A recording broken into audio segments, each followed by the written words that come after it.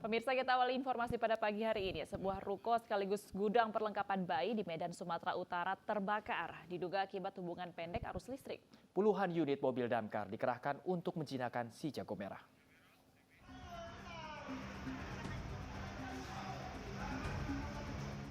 Kebakaran melanda ruko di Jalan Sutomo, Medan, Sumatera Utara pada Selasa malam.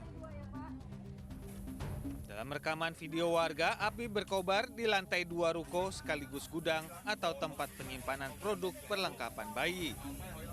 10 unit mobil damkar dari Dinas Pemadam Kebakaran dan Penyelamatan Kota Medan dikerahkan guna menjinakkan si jago merah. Asap tebal dan pekat membuat petugas kesulitan dalam proses pemadaman. Setelah berjibaku selama 1 jam, api akhirnya dipadamkan. Objek yang terbakar kesulitan yang kami alami memang untuk ruko ini sendiri banyak mendapati bahan-bahan yang dijual itu yang sulit untuk dimatikan, sehingga petugas kami harus ekstra untuk memadamkan pada saat pendinginan saat ini. Tidak ada korban jiwa dalam peristiwa ini, sementara kerugian material diperkirakan mencapai ratusan juta rupiah. Dari Medan, Sumatera Utara, Ahmad Ridwan Nasution, iNews melaporkan. Kita ke informasi selanjutnya, pemirsa. Sebuah kendaraan taksi online terbakar diduga akibat korsleting listrik di Bau-Bau, Sulawesi Tenggara. Saat terbakar, mobil tengah mengangkut 4 orang penumpang.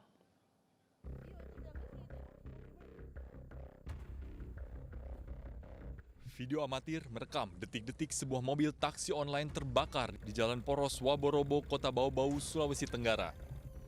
Saat kejadian, tak ada satupun kendaraan yang berani melintas. Peristiwa bermula saat mobil taksi online tersebut sedang mengantarkan 4 penumpang menuju Desa Lawela, Kabupaten Buton, Sulawesi Selatan. Namun saat berada di Jalan Poros Waborobo, tepatnya di Kelurahan Labalawa, mobil mengeluarkan asap dari depan. Dan tak lama kemudian mobil terbakar. Api kemudian melahap bagian depan mobil tersebut dan menjalar ke bagian belakang. Dugaan awal mobil terbakar akibat adanya korsleting listrik. Akibat korsleting listrik, di mana yang bersangkutan juga memuat penumpang. Alhamdulillah untuk supir dan penumpang semua dalam keadaan selamat. 2 orang petugas pemadam kebakaran Bau-Bau berupaya memadamkan api dengan menggunakan 2 tabung pemadam. Namun upaya tersebut gagal. Api baru bisa dipadamkan setelah 1 unit mobil pemadam kebakaran datang ke lokasi kejadian.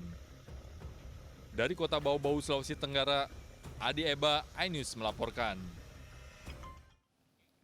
Seorang polisi yang hendak mengambil uang di ATM memergoki pembobol mesin ATM. Penangkapan ini berjalan dramatis saat polisi berduel dengan pelaku yang berontak saat akan ditangkap.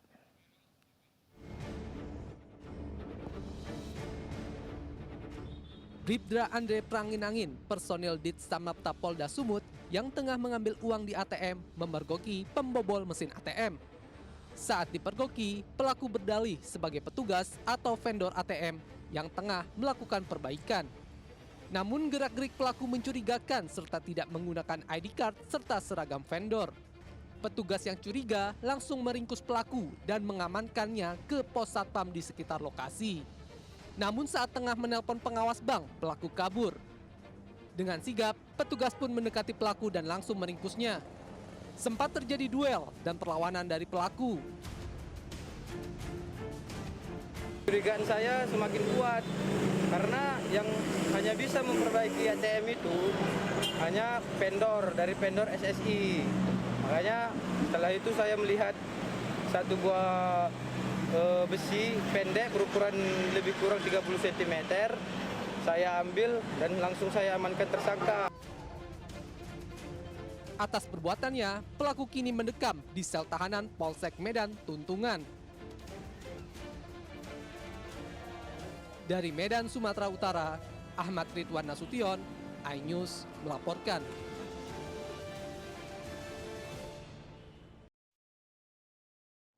Pemirsa, video pengeroyokan seorang siswi sekolah menengah atas di Kabupaten Empat Lawang, Sumatera Selatan viral di media sosial. Tak terima perlakuan pelaku, keluarga korban melapor ke Mapolres Empat Lawang. Dalam video yang berdurasi 54 detik, dua siswi mengeroyok korban yang merupakan temannya. Korban yang berusia 15 tahun merupakan warga Kecamatan Muara Pinang, 4 Lawang, merupakan pelajar kelas 1 sekolah menengah atas. Peristiwa pengeroyokan yang dilakukan dua teman korban yang juga masing-masing berusia 15 tahun. Pengeroyokan mengakibatkan korban luka memar serta gigitan. Perundungan dilatar belakangi korban yang tak terima karena fotonya diposting pelaku ke media sosial. Korban inisial BU sesuai dengan visum yang kami terima mengalami luka lecet memar di bahu sebelah kiri. Dan kondisi korban saat ini sudah semakin membaik. Selanjutnya pemirsa, puluhan pedagang kaki lima berunjuk rasa di depan kantor DPRD Kabupaten Kediri, Jawa Timur. Selain terlibat dalam aksi saling dorong dengan petugas, pedagang ini juga membakar gerobak dagangannya sebagai simbol kekecewaan.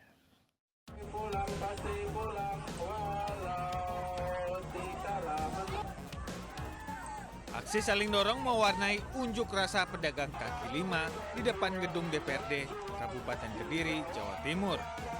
Para PKL tersebut memaksa masuk untuk bertemu dengan anggota DPRD Kabupaten Kediri. Mereka menuntut pembatalan aturan pembatasan kendaraan masuk ke kawasan Simpang 5 Gumul. Tidak hanya itu, para pedagang juga meluapkan kekecewaannya dengan membakar gerobak dagangannya.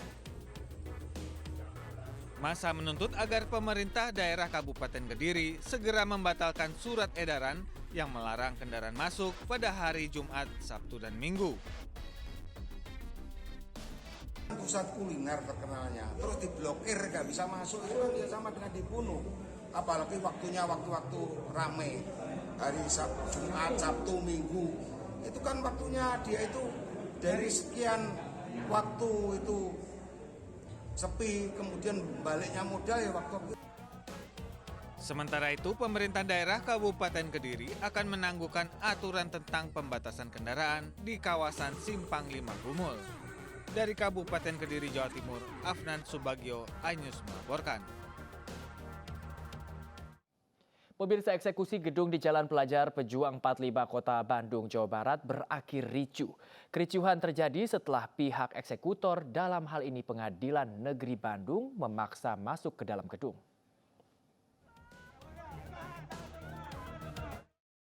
Aksi saling dorong dan bakar ban bekas mewarnai eksekusi sebuah gedung di Jalan Pelajar Pejuang 45, Kota Bandung, Jawa Barat.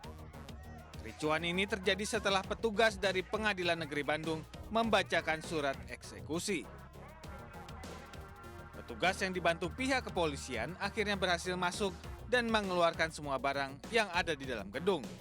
Sementara itu, Sigit, pemilik bangunan, mengaku memiliki sertifikat tanah yang sah. Sangat kecewa karena ya tadi mereka melanggar keputusan sendiri, kemudian mereka tidak mempertimbangkan jawaban kami ya jawaban kami bahwa ini sedang ada proses perlawanan ya, kemudian ada proses MA sedang meneliti kasus ini ya. Kami sendiri juga ini karyawan banyak ya kan, ini barang-barang juga banyak, mereka memang dengan sengaja ya. Saat ini Sigit telah melakukan upaya hukum banding ke Mahkamah Agung. Dari Bandung, Jawa Barat, Jupita Melana, iNews melaporkan. Majelis Hakim Pengadilan Negeri Jakarta Barat membebaskan Direktur Utama Koperasi Simpan Pinjam Indosuria, Henry Surya, dari seluruh dakwaan investasi bodong sebesar 106 triliun rupiah. Seluruh korban dan jaksa penuntut umum kecewa dan akan melapor ke Presiden Joko Widodo.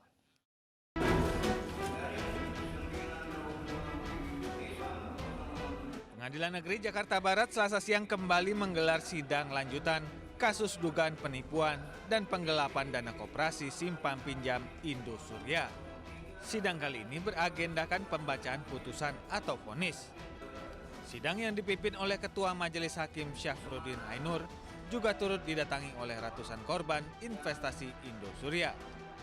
Dalam amar putusannya, Majelis Hakim menilai kasus terdakwa Henry Surya bukan merupakan tindak pidana, melainkan perkara perdata. Dakwa tidak terbukti melakukan penipuan dan penggelapan investasi bodong sebesar 106 triliun rupiah.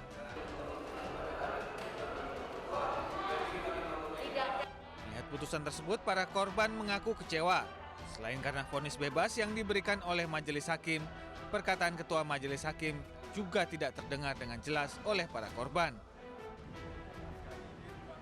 Para korban KSP Indosuria kemudian membentangkan spanduk protes di depan Pengadilan Negeri Jakarta Barat sebagai bentuk kekecewaannya. Seperti itu, siapa yang tidak bisa dia suap? Masa nggak ada hukumannya sama sekali? Kami sangat kecewa semua. Kami merasa keadilan ini tidak ada untuk kami.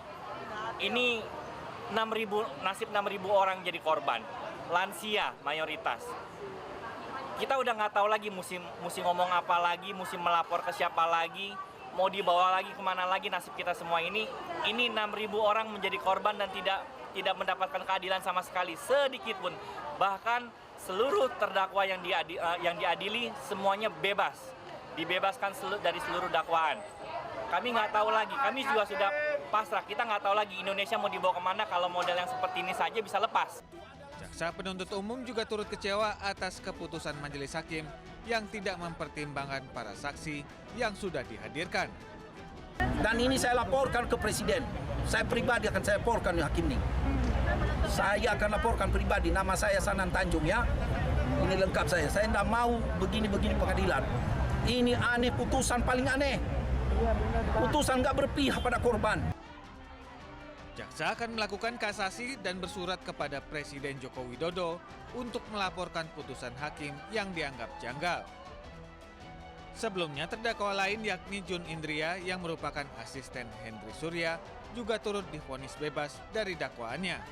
Dari Jakarta, Miftahul Gani, iNews melaporkan. Ya, pemirsa, Hakim Pengadilan Negeri Jakarta Selatan menjatuhkan vonis 3 tahun 6 bulan penjara terhadap pendiri sekaligus mantan Presiden Yayasan Aksi Cepat Tanggap Ahyudin. Dalam putusannya, Hakim menilai Ahyudin secara sah dan meyakinkan bersalah menyalahgunakan jabatannya untuk melakukan penggelapan bantuan sosial. Menjatuhkan pidana terhadap terdakwa dengan pidana penjara selama 3 tahun 6 bulan. Kasus penyalahgunaan bantuan sosial dari Boeing untuk keluarga korban kecelakaan Lion Air JT610 memasuki babak akhir. Hakim Pengadilan Negeri Jakarta Selatan menjatuhkan vonis 3 tahun 6 bulan penjara terhadap terdakwa Ahyudin. Dalam amar putusannya, Hakim menilai mantan pendiri Yayasan Aksi Cepat Tanggap itu terbukti secara sah dan meyakinkan melanggar pasal 374 junto pasal 55 ayat 1 ke 1 KUHP dengan melakukan penyelewengan dana bantuan sebesar 117 miliar rupiah yang seharusnya diperuntukkan untuk pembangunan fasilitas sosial. Atas putusan tersebut, Ahyudin melalui kuasa hukumnya menyatakan pikir-pikir. Dalam putusan tersebut, dalam putusan majelis hakim tersebut, kami menganggap adanya pertimbangan dan fakta persidangan yang tidak menjadi pertimbangan majelis hakim, sehingga kami nyatakan pikir-pikir. Diketahui vonis hakim tersebut lebih ringan dibanding tuntutan 4 tahun penjara yang diajukan jaksa penuntut umum. Dari Jakarta, Rizky Falupi, iNews melaporkan.